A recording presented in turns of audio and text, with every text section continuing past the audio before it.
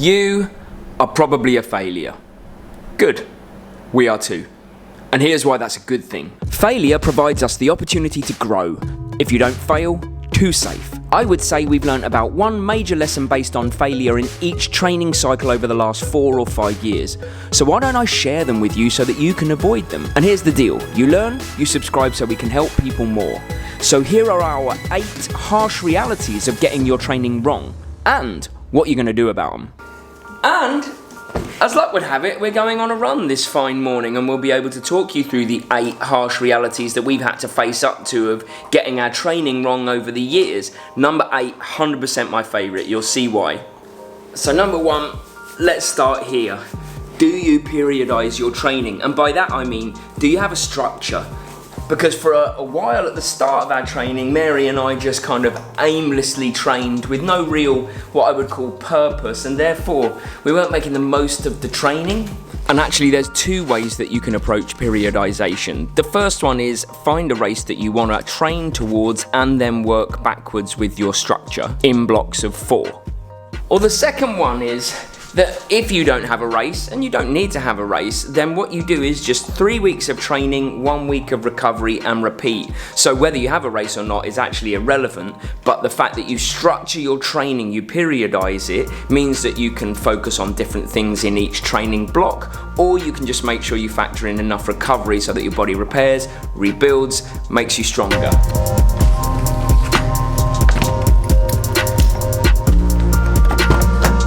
And harsh reality number 2 is that we didn't understand the energy systems soon enough. We knew about them, but I don't think we appreciated them. That's the difference. So the body uses different energy systems depending on the intensity of exercise you're going through. So running hard is going to use a very different energy system to running easy. And it's your job as a runner to be able to work on all of those different energy systems, but at different times. The issue is, as runners, we feel like if we're not pushing hard, if it's not hurting, then we're doing nothing, and that's absolutely not the case. So the easiest way to explain it is I would split it into 3. You've got your aerobic base, your lactate threshold, and your VO2 max. And if you're running always at lactate threshold, let's call it not right at the top end, but it's quite hard, then you're never working your aerobic base. But if you're always running easy, you're never working your lactate threshold or VO2 max. Because I think even just appreciating that you have different energy systems means you're halfway there, because you really start to understand what it's doing for your body in different situations.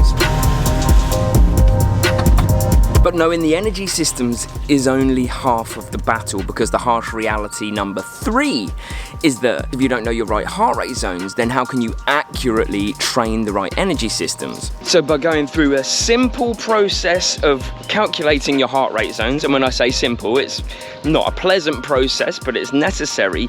You can then use something like a heart rate monitor to make sure you're training in the right places, in the right sessions on any of your runs. Mary, how did you calculate your zones? So basically you've got to run a really hard 5k or 10k, and then you can use that data to calculate your zones accurately. We'll put a video on how to do exactly that up here, but the 2 are linked together. So yes, you've got to know your energy systems, but you've also then got to know your heart rate zones so that you can make sure you're training in those energy systems in each session. Example, base run right now for us, we've got to make sure that we're staying in our aerobic base zone and we know what heart rate we have to do to achieve that. What's that, Mary? What's yours? Up to 164. And mine's up to 166. Boom, job done, let's run.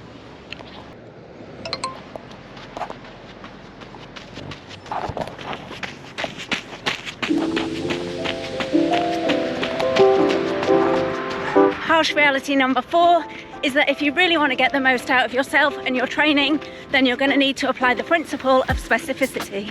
It's about having a purpose and making your training work for that. So knowing your favorite distance or knowing your goal race and tailoring your training specifically to that distance is really key. So consider what you're training for. If it's a 5k or a 1500 meters, you don't need to be doing 30 to 35 kilometer long runs at the weekend. That's not going to be beneficial to the distance you're training for. And on the flip side, if you are training for a marathon, you do not need to be doing tons of speed work, because that's not going to be required For marathon day, it's aggressive, it's intense on the legs, and it's not going to support you. So this is all about making sure your training and the sessions within it are really specific and key to getting to where you want to be for your goal race. Mary, turn around. Okay. We're halfway to point 8, literally, and metaphorically in this video. And harsh reality number 5, something I did wish that I'd appreciated and learnt sooner, is how to really nail the lactate threshold.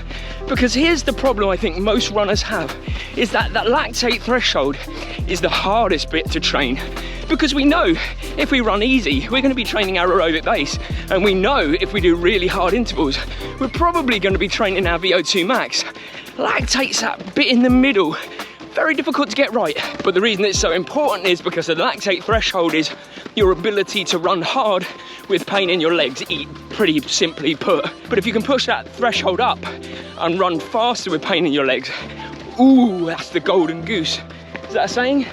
It is now. It is now. So there are a number of ways to find out where your threshold is, depending on how far down the rabbit hole you want to go. Number 1, get it tested in a lab, which we've both done, but it costs money, not an option for everyone. Secondly, is a good option if you know your heart rate zones. Your threshold is usually the top end of zone 4, and you can work just underneath that threshold, so low to mid zone 4, in order to push it up. But if you haven't calculated your zones yet, it still doesn't need to be a shot in the dark. How about just running at around the pace you can sustain for 10k to half marathon? That'll get you in the ballpark. That'll be a great start to training your lactate threshold, and therefore making you faster over longer periods of time in the future. 5k in the bag, which takes us to harsh reality 6, which you would think we would know better, but we only just learnt it in Boston, really, is that you can't throw volume at a problem. Yeah. So it is the mistake of most runners, I would say. At some point, we're only human, we made this mistake late, but you live on the edge, don't you? You push the boundaries of what you think's possible. Yeah. In the lead up to Boston, we were running 30-kilometer long runs in the build block, in the base block. It's the first time we've ever done that. Usually the build runs would be a half marathon. And the theory was, okay, well, we trained like this for New York, we'll put a bit on top for Boston. Yeah. What we didn't appreciate is how hard the turn was going to be for our jobs, the physical and mental toll it would take on us, and then what it did to our body on race day. And it made us realise, or remember, because we kind of know it, but you can't just throw volume at a problem. If you want to be a faster runner, it's not quantity over quality. We are changing our approach for Chicago. More lactate threshold sessions, less distance on the long runs. We're bringing it back down so that maybe we can get to Chicago way less fatigued and in a better place to run a PB. Okay, harsh reality 8 coming, but 7 is before 8, right? This one is just a little reminder that sometimes you can race too often. Racing is fun, but it can take a lot out of you. The adrenaline of the day, the higher intensity, or the greater distances, they can throw spanners in the works. Perhaps doing 2 50-kilometer races during our Boston training block wasn't the greatest idea, but you live and learn. Also, if you race at a time where you're not at your peak due to your training cycle, it can have a negative psychological impact too. Why aren't I as fast as I was before, etc. Much better to race sparingly and appropriately. Have a 21-kilometer long run in training? Sure, switch it for a half marathon race. You can always use races at the right time to track your progress. Just be aware of what they can do to you if you do them too often. Eyes on the prize. And harsh reality number 8 is the concept of fasted training. Now, before I go off on my rant, I have to separate the necessity from the choice, but I still believe even with necessity there are things you can do. Let me explain. You see, the reality is that the research has shown that there's a very limited window of when fasted training is actually beneficial, and it's the session that we just did.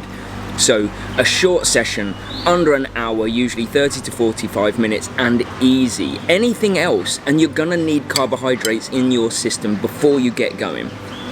And there are some people who say that their fasted runs are a necessity because, you know, they have to get up early or whatever. But my argument to that would be a banana, very easily digestible, gives you a little bit of a hit before you get training, especially if you've got a punchier session in the morning or a longer session like a long run. And if there's any finer meal in the day than breakfast, then I'm willing to argue you over it. And I do understand that sometimes eating a full breakfast and then going running isn't possible, but I don't believe that you can't eat nothing. There are gels, there are things that are kind on the stomach like bananas to make sure that if you're doing a hard session or a session that's longer than an hour, you are properly fueled, because you don't want your technique to deteriorate because you're tired and then injuries to come in, and that is what might happen. So yeah, fasted runs do have a time and a place in your training, but I would say only a small place, and use them sparingly.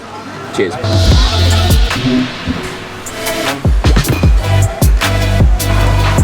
And just like that, all in 5k run, I've given you 8 harsh realities. And if you liked the video, then consider subscribing, but I know you're definitely gonna like this video, which is the 8 hard truths of long-term running.